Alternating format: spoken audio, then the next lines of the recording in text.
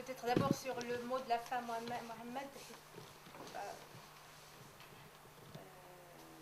Oui, tu disais que les personnes veulent s'inscrire dans quelque chose de différent. Mais en même temps, moi, c'est l'histoire des sociétés, il y a toujours du changement. Nous, on se fixe sur ce qui est désigné. Et du coup, il nous semble qu'il y a plus d'islam, plus de... Mais c'est parce que ce sont des choses qui sont désignées. Mais parce que c'est l'époque, c'est les circonstances. L'histoire de la France n'a jamais connu un taux aussi bas d'immigration extérieure à la France. Et par rapport à la présence religieuse musulmane, elle ne posait pas de problème à d'autres moments de l'histoire, en dehors de la crise. Du coup, sur les immigrations, ou les descendants des immigrations italiennes, portugaises, autres, dont les descendants peuvent d'ailleurs être plus nombreux que les descendants d'Algériens, Sénégalais ou autres, ce qui change, c'est justement l'histoire coloniale de mon point de vue. Et c'est pas par hasard qu'un enfant de Congolais, où le Congo n'est pas représenté de la même manière que le Mali, le Sénégal. Les ex-colonies de la France sont représentées différemment. Congo français, moi je parle. Oui, d'accord. Mais le Congo n'est pas représenté, malgré tout, il reste largement représenté comme le Congo belge. Et je pense que l'histoire France-Congo n'est pas la même que l'histoire France-Sénégal. Ce ne sont pas les mêmes trajectoires, notamment migratoires en France. Et ce qui s'est joué pour les descendants de migrants européens, c'est que c'est dans un autre contexte économique. Hors crise. Ils se sont insérés au même titre que d'autres Français de quartiers populaires ou de milieux populaires. Et je pense qu'on se trompe, ou qu'on risque de se tromper, si on explique les choses par la religion, par la culture, parce qu'on va faire le jeu justement du discours colonial qui, et d'ailleurs je reviens sur une idée qui a été dite tout au début de notre rencontre, qui légitimait par exemple la non-scolarité des femmes par le fait que dans l'islam on ne scolarise pas les femmes. Mais ce qui a soit au Maroc ou en Algérie, que je connais assez bien, il n'y a eu aucune école créée par la colonisation pour scolariser les filles. Et d'ailleurs, il n'y a eu aucune école créée pour scolariser les enfants de quartiers populaires ou des zones rurales. Il a fallu attendre l'indépendance pour que ces États créent des écoles et que la scolarisation se mette en place. Donc, contrairement à ce que disait, je ne sais pas lequel d'entre nous, la colonisation n'a pas favorisé la scolarisation, à part des élites, de certaines élites qui étaient en partie ou en grande partie alliées ou des notables. Et du coup, je reviens sur qu'est-ce qu'on veut faire avec tout ça. Moi, je suis ravie d'être ici et je vous remercie beaucoup pour cette organisation.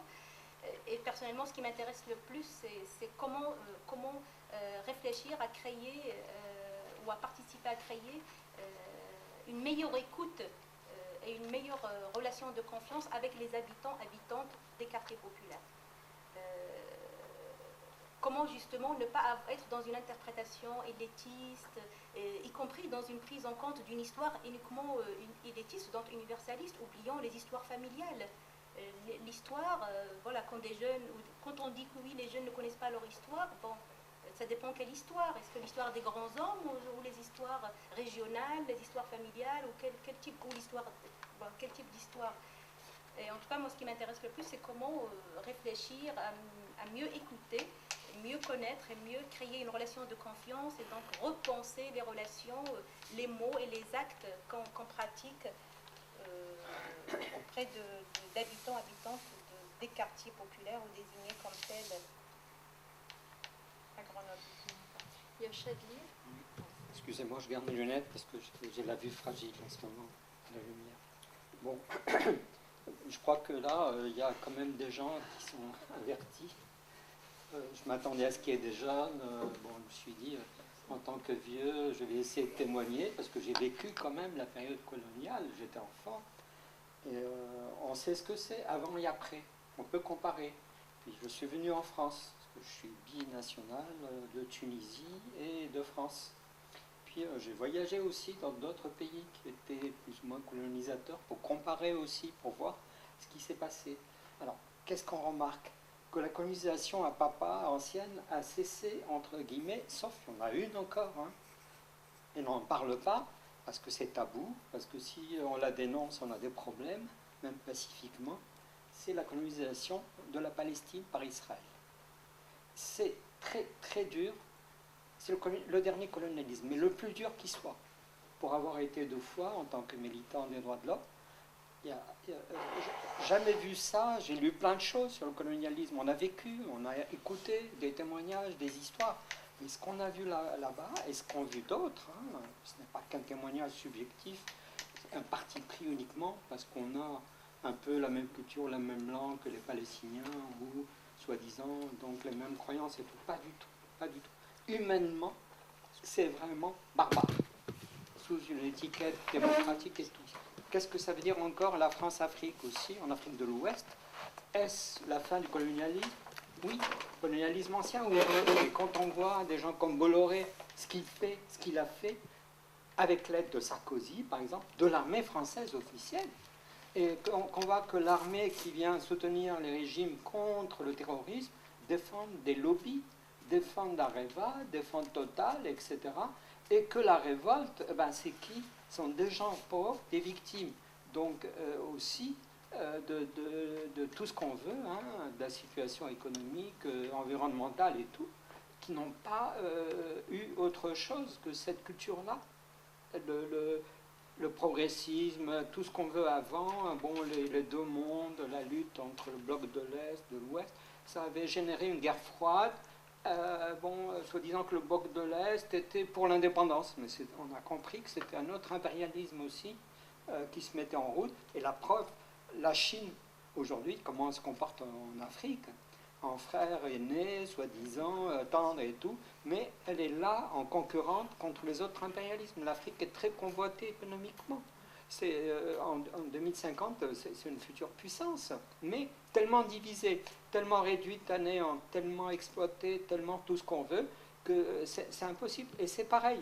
Donc ils cherchent une solution, et il y a des gens qui prêchent dans les eaux troubles, qui envoient du fric, qui envoient des armes, etc. Et ça crée des foyers de tension dans le Sahel, autour, et là, est-ce un colonialisme? Oui, mais différent. Complètement. Donc il y a un colonialisme qui s'en va sans résoudre les problèmes. Hier ou avant-hier, j'ai entendu qu'en Algérie, le président demande à M. Macron de présenter ses excuses. Parce que M. Macron, dans sa campagne, avait été en Algérie en disant que le colonialisme, c'était un crime contre l'humanité, ce qui est vrai, on est tous d'accord ici, je crois. C'est un crime contre l'humanité, le colonialisme, il n'y a aucun doute. Il n'y a que Mme Le Pen qui pense autrement. Que ça apporte la civilisation, etc., aux sauvages que nous sommes. Et là, ça veut dire quoi? Que le problème n'est pas résolu de fond. Ça veut dire qu'on n'a pas reconnu certains faits historiques. On n'a pas reconnu la torture. Et ça passe de père en fils. Et tu as des fils dans les quartiers populaires maintenant qui sont donc des échecs de l'intégration républicaine, relativement, et qui disent, nique la France, etc. Pourquoi? C'est pas toute la France, c'est pas tout le peuple. C'est cette France-là coloniale, justement, qui a gardé des séquelles de ses préjugés, de son racisme ancestral, ethnocentriste. Quelqu'un disait chrétien, mais même les chrétiens se divisaient. Ils n'ont pas tous été des barbares en Amérique latine ou contre les protestants, etc. Ils sont très divisés. Ça veut dire qu'il y a d'autres raisons que la religion.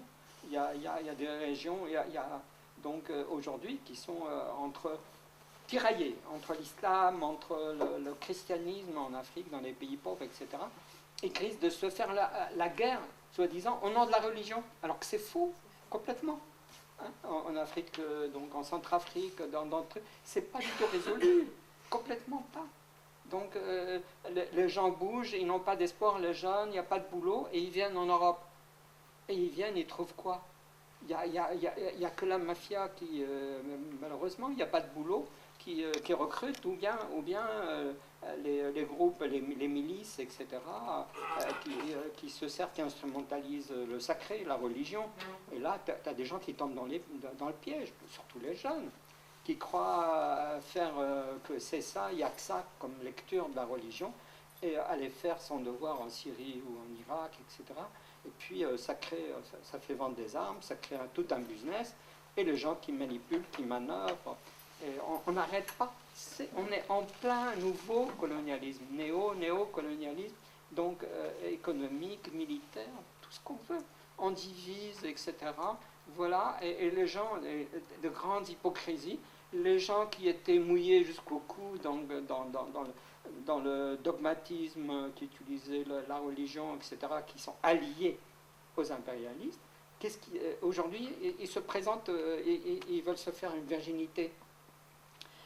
On dénonce un petit État princier, mais très prétentieux, mégalo, tout ce qu'on veut, qui a de l'argent, qui a payé volontairement, il n'y a aucun doute, qui a aidé au terrorisme international, mais ça reste un grand ami, parce qu'il a beaucoup d'argent. Donc, c'est toujours contre les pauvres, ceux qui n'ont pas d'argent, le racisme. On colonise. Même quand il y avait le colonialisme, il y avait une alliance. Tout le monde n'était pas nationaliste, indépendantiste. Il y avait une alliance entre les puissants, les riches, les libéraux, tout ce qu'on veut. Et puis, les pauvres, c'était toujours eux qui payent. C'est encore eux qui payent aujourd'hui. Et là, donc, on en arrive à un point où il faut, comme ça, dans des occasions comme celle-ci, parler sans complexe, sans tabou, dire les choses franchement et honnêtement, sans qu'on soit traité d'antisémite ou de conneries comme ça, ou de n'importe quoi, parce que les médias, franchement, des fois, bon, ils s'alignent, et si tu bouges là, j'ai hésité à entrevenir ici, il y a un truc contre le blocus de Gaza, à la même heure, à 18h aujourd'hui. Bon, comme je ne dois pas bouger beaucoup, ici c'était plus proche, mais c'est pareil, pour moi c'est le même combat. 10 ans de blocus d'un peuple innocent qui n'a rien fait, qui est complètement innocent de la Shoah, de l'Holocauste, etc., qui paye. Pourquoi? Et donc, au lieu de partager, on continue la guerre, parce que ça arrange beaucoup de gens, parce que il faut, maintenant on passe entre la guerre entre sunnites et chiites, c'est-à-dire revenir à 13 siècles à la guerre, donc d'après la disparition du prophète Mohammed, revenir à cette haine qu'on crée. Pourquoi? Parce que l'Iran aide, soi-disant, etc., des terroristes Hezbollah, qui aident le Hamas, etc., qui ont été préparés, développés par qui? Justement, par des colonialistes. J'arrête. Ah, pardon. Ok, j'arrête. Ok. Oui. D'accord. Ok. Pardon d'avoir été. Je vais arriver un peu sur la fin. Juste repréciser le contexte en fait de cette réunion, parce que comme tu disais, il n'y a pas de jeunes, mais en fait aujourd'hui c'est vraiment là en fait on tâtonne, on se pose des questions, on triture la question. Parce qu'on pense qu'il faut quand même qu'on réfléchisse avant d'amener la question auprès des habitants, avant de faire des réunions. Et on n'a pas fait quelque chose de très ouvert, on a un peu ciblé d'une certaine manière les personnes qu'on souhaitait inviter, parce qu'on a encore besoin de réfléchir sur cette question. Voilà.